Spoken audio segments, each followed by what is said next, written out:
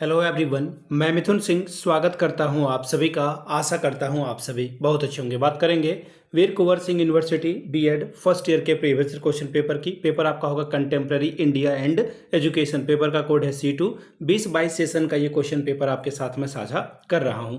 आगे बढ़े उससे पहले मैं आपको बता दूं, पिछले 5 साल के जितने भी प्रीवियस क्वेश्चन पेपर हैं, सारे क्वेश्चन पेपर की PDF आपको 49 रुपये में प्रोवाइड कर दी जाएगी, ताकि आप अपनी तैयारी ठीक ढंग से कर पाएँ। दूसरी बात, 199 रुपये में आपको सजेशन प्रोवाइड कर दिया जाएगा। अब ये सजेशन क्या होता है? सजेशन यानी कि वेरी वेरी इंपॉर्टेंट क्वेश्चन, ऐसे सवाल जो बार बार एग्जाम में पूछे जाते हैं, आंसर के साथ आपको प्रोवाइड कर दिया जाता है, ताकि आप अपनी तैयारी ठीक ढंग से कर पाएं। इसमें आपका जो PYQ है वो आपका फ्री ऑफ कॉस्ट आ जाएगा।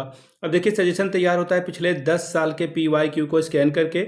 ऐसे सवाल जो बार बार रिपीट हो रहे हैं उनको यहाँ पर ऐड कर लिया जाता है। दूसरी बात, आपका जो लेटेस्ट एग्जाम पैटर्न है उसको यहाँ पर ध्यान में रखा जाता है। तीसरी बात, आपका जो सिलेबस है, सिलेबस में जो टॉपिक है उसको ध्यान में रखकर ये तैयार किया जाता है। चौथी और आखिरी बात, मेरा खुद का एक्सपीरियंस, मैंने BEd एमएड कर रखा है और पिछले 2-3 सालों से अलग अलग यूनिवर्सिटीज़ में सजेशन देने का मैं काम कर रहा हूं और काफ़ी अच्छी सफलता मुझे मिली है। अगर आप भी इस सफलता में भागीदार बनना चाहते हैं तो यहाँ से मेरी ईमेल ID देख सकते हैं, yourmithunSingh@gmail.com पे आप मुझे मेल कर लें।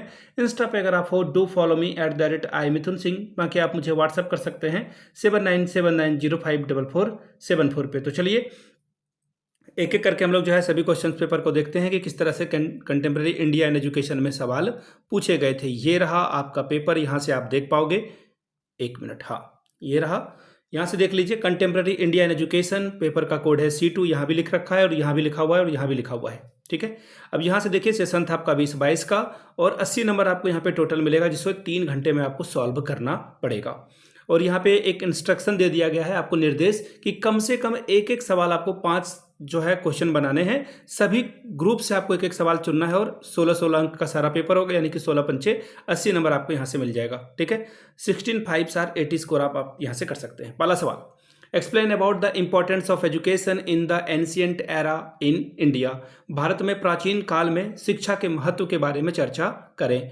दूसरा सवाल, discuss about Sanskrit education maktab and madrasa in detail. Sanskrit शिक्षा, मकतब और मदरसा की विवेचना विस्तार से करें। तीसरा सवाल, describe the educational goal of Indian society in 18th century. 18वीं सदी में भारतीय समाज के शैक्षिक लक्ष्यों का विस्तार से वर्णन करें। बात करेंगे सेकेंड यूनिट की। Question number 4, explain the role of Deoband Aligarh and Arya Deoband है, एक्चुअली ये Deoband Aligarh and Arya Samaj for upliftment of societies through education. शिक्षा के द्वारा समाज के उत्थान के लिए देवबंद, अलीगढ़ और आर्य समाज की भूमिका की चर्चा करें। क्वेश्चन नंबर 5वां, describe in detail about the development of a primary and secondary level education after post independence. आजादी के बाद प्राथमिक और सामाजिक स्तर पर शिक्षा के विकास के बारे में सविस्तार वर्णन करें। छठवां सवाल देखिए क्या बोला गया है, highlight the education system of secondary and higher secondary level of Bihar in present scenario. यानी कि वर्तमान समय में बिहार राज्य के माध्यमिक और उच्चतर माध्यमिक स्तर के शिक्षा की व्यवस्था पर प्रकाश डालें। सातवां सवाल अब यूनिट 3 से आ चुका है, write about educational contribution of Maulana Abul Kalam Azad after post independence in India. आज़ादी के बाद मौलाना अबुल कलाम आज़ाद के शैक्षिक योगदान की चर्चा करें। क्वेश्चन नंबर 8वां देखिए क्या बोला गया है, describe the values of Hind Swaraj of a father of a nation Mahatma Gandhi and right main points of Tagore's educational philosophy. राष्ट्रपिता महात्मा गांधी के हिंद स्वराज के मूल्यों की चर्चा करें और रविंद्रनाथ टैगोर के शैक्षिक दर्शन के मुख्य बिंदुओं की विवेचना करें। Question number 9, explain RTE Act 2009 and describe the good result of RTE Act 2009 for the upliftment of village society। शिक्षा का अधिकार अधिनियम 2009 को बताएं और RTE Act 2009 के परिणामों की चर्चा करें जो गांव के समाज के उत्थान के लिए सही है। क्वेश्चन नंबर 10, ऑब्जेक्टिव टाइप के सवाल हैं, आपको एक जो है 2-2 नंबर मिलेगा। यहाँ पे टोटल 8 सवाल का आपको जवाब लिखना था। पहला सवाल देखिए क्या बोला गया है, When RTE Act 2009 Act implemented। अब बताओ मुझे, ये सवाल बहुत ज़्यादा डिफिकल्ट आपके लिए हो सकता है। आपको लग रहा हो कि ये 2009 है तो आंसर आप 2009 लिख दोगे, गलत हो जाएगा। 1 अप्रैल 2010 को जो है ये लागू किया गया था, 1 अप्रैल 2010 को, ठीक है। चलिए अगले सवाल की ओर हम लोग बढ़ेंगे। एक सेकेंड, हाँ अब ये ठीक से, हाँ ये ठीक से अब दिखेगा आपको। सवाल क्या है, Shri Aurobindo Ghosh belongs to which state. जो सर अरबिंदो हैं वो किस राज्य से संबंधित हैं, ये सवाल पूछा गया। तो नाम से भी आपको पता चल रहा होगा ये वेस्ट बंगाल से संबंधित व्यक्ति थे। हालांकि बंगाली कम्युनिटी आपको पूरे भारत में मिलेगी, लेकिन वैसे भी वेस्ट बंगाल में सबसे ज़्यादा मिलेगी। क्वेश्चन नंबर तीसरा, who is founder of BHU? BHU के संस्थापक कौन हैं, ये सवाल आपसे जो है पूछा गया है। तो देखिए BHU के संस्थापक है पंडित मदन मोहन मालवीय। मदन मोहन मालवीय आपको आंसर लिखना था। नेक्स्ट सवाल देखिए क्या बोला गया है, in which year Swami Vivekananda delivered his famous lecture in Chicago?